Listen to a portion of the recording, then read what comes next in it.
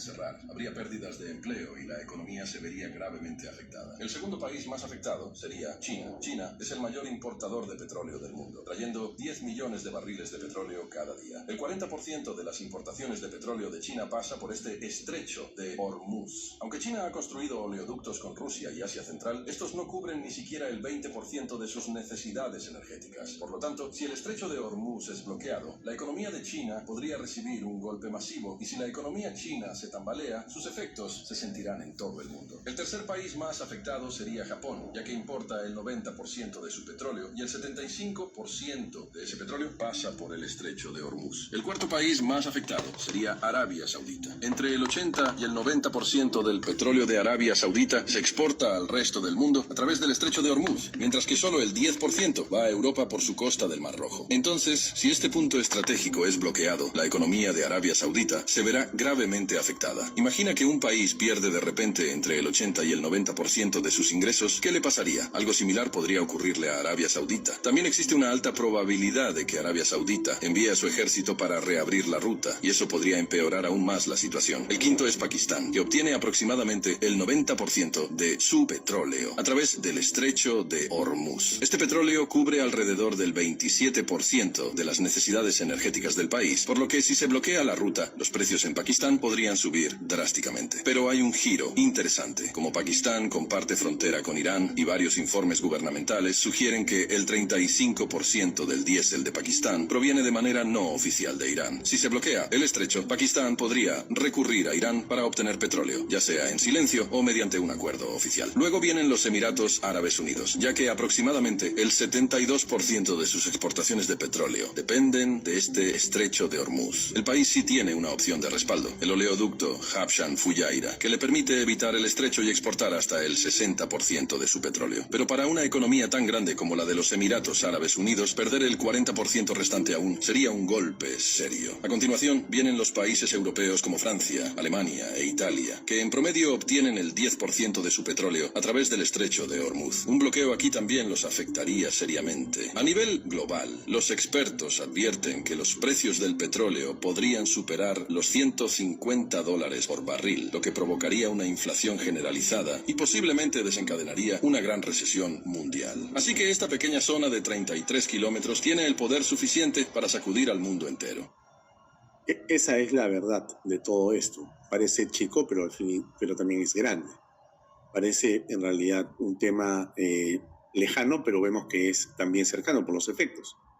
Parece que podría concluir rápido, pero también vemos que por la forma en que se ha plantado el tema y la fuerza militar que tiene la Guardia Revolucionaria iraní, el GRI, esto podría durar mucho tiempo. Ese es el asunto. Y bueno, ¿qué nos pasará? ¿Esto es un problema para el Perú o es una oportunidad para nosotros? Siempre uno a esta distancia en la que nos encontramos puede verlo de muchas maneras. Vaso medio lleno, vaso medio vacío. Un problema, una oportunidad. Vamos a conversar con el invitado de hoy, que es el empresario minero Jimmy Fluker, para comentar esto que ocurre en el mundo, lo que ocurre en el Perú también con los huaicos, las elecciones y las perspectivas de la pequeña minería en el país. Vamos adelante con esta conversación. Bien, amigos, estamos ahora, como habíamos ofrecido, con Jimmy Fluker para conversar de diversos temas que tienen que ver con la energía, con el petróleo, con los desastres naturales, con la minería, y interesantemente veremos si todo esto tiene una unidad. ¿Qué tal, Jimmy? Gracias por acompañarnos. Hola, gracias una vez más por invitarme a tu programa. Bueno, a ver, en primer lugar, en la conversación previa que tuvimos antes de esta entrevista, me comentabas que tú encontrabas una unidad en estos problemas que están ocurriendo desde el mundo hasta los locales. Hablamos de la guerra Estados Unidos, Israel, Irán. ¿Qué tiene que ver eso o cómo impacta eso con nosotros? Bueno, no es solo con nosotros. Lamentablemente, de las cosas que vamos a hablar hoy día es algo donde lamentablemente nosotros podemos hacer poco o nada, ¿no? Pero sí va a impactar si es que esto se vuelve un tema de un año, año y medio, espero que sea corto. Esto, esto debió haber sido netamente Irán, Israel, Estados Unidos. Y bueno, Como lo de Venezuela, una cosa muy corta y rápida. bueno, lo de Venezuela todavía no ha acabado.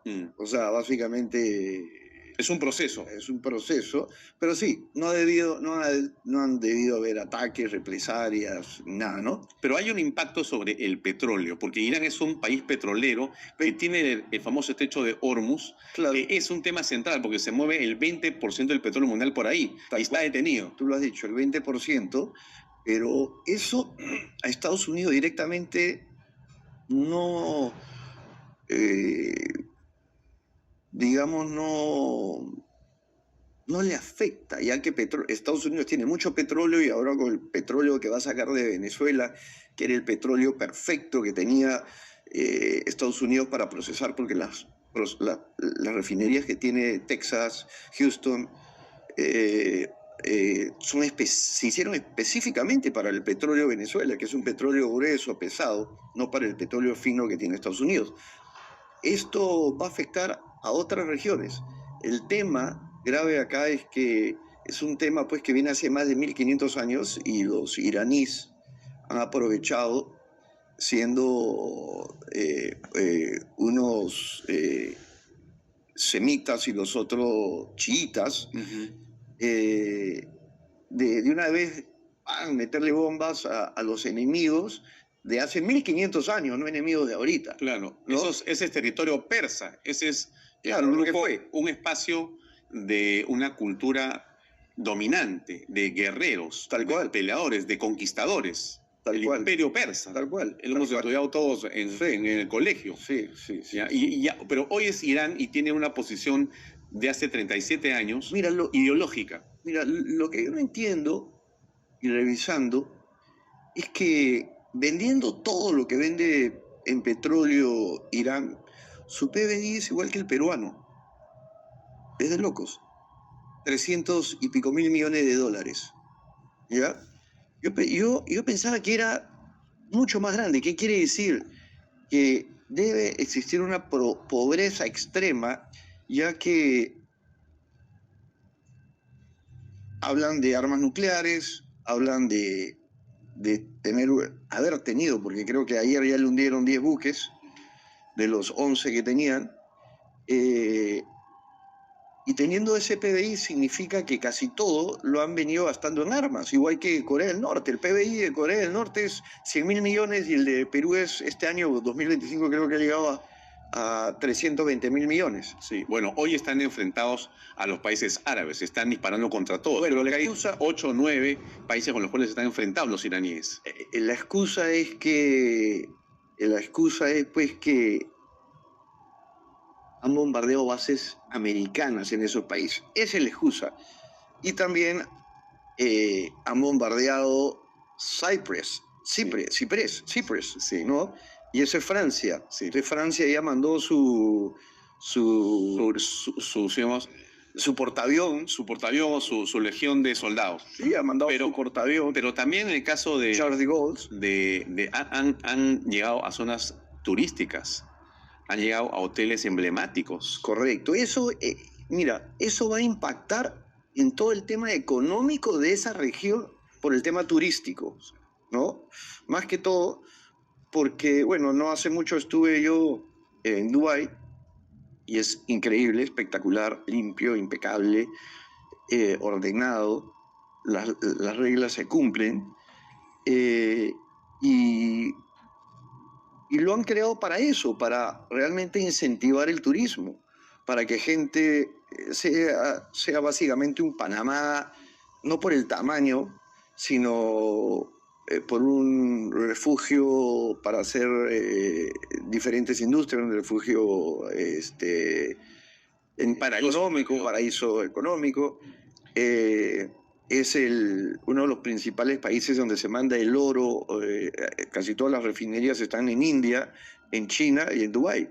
Y en Suiza, ¿no? Sí. Bueno, pero... Refinerías auríferas, ¿no? No estamos hablando de otro tipo, cobre, plomo, sin nada. Pero ¿qué va a ocurrir con la guerra y cómo va a impactar o impactaría al Perú? ¿Qué podemos esperar nosotros de eso? Nada más que subida de precios del petróleo. Subidas claro, porque no creo que Estados Unidos mantenga el precio del petróleo barato para todos, lo va a mantener barato para ellos, ¿no? Eso es una de las cosas, pero lo que más preocupa es que Irán realmente haya tenido algo avanzado nuclearmente y por desespero, por, digamos, interés e impotencia,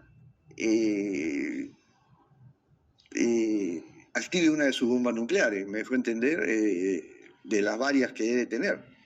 La idea de Estados Unidos siempre ha dicho, Irán es un niño jugando con dinamita y otro con fósforos, ¿no? No tienen la capacidad realmente no tienen esa capacidad, esa madurez para saber lo que tienen que hacer. No la tienen. Ayer lo ha dicho Marco Rubio en una conferencia de prensa cuando señala que el problema con Irán es que son ideologizados, son extremistas. A ellos no les interesa morir. Y por lo tanto la reacción que pueden tener no es en una mesa de negociación como en una guerra, digamos, convencional, sino que ellos pueden reaccionar porque piensan que en realidad el más allá es lo que importa. Es mejor y por lo tanto, ahora, entonces, a volar todo y nos vamos todos. Tal cual. Entonces, lo que es que ellos hablan, los norteamericanos hablan de una ola de violencia y de ataques de este grupo Estados Unidos-Israel muy intensa en los próximos días. Yo no soy nadie para decir o hablar de la vida y destruir la vida de nadie, pero cuando ya se va tan lejos o se llega tan lejos, yo creo que uno tiene que finalmente, como cuando le clava la espada al toro, finalmente ir y terminar, ¿no? Bueno, pero porque si no, después vienen las Torres Gemelas, vienen los ataques, tal cual, los ataques inocentes civiles. A inocentes civiles. Ahora, hay quienes señalan que más bien de parte de Israel existe una impronta, una, digamos, actitud de querer destruir Irán y que ha llevado de las manos o del mentón a Trump, a Estados Unidos, y que eso en realidad es una agresión de los Estados Unidos y de Israel en el fondo. Mira, el mundo, la Tierra, es muy chica como tierra para estar jugando con temas nucleares, hermano. ¿Ok? Mira lo que pasó con Chernobyl. Básicamente no destruyó físicamente Alemania, no se cayó absolutamente nada, pero un tercio de Alemania estuvo contaminada por años, no crecía nada, se morían todos los animales. El tema de la radioactividad es peligrosísima. Entonces, si nos ponemos a hablar del precio del petróleo, sí, puede subir el precio del petróleo, la gasolina.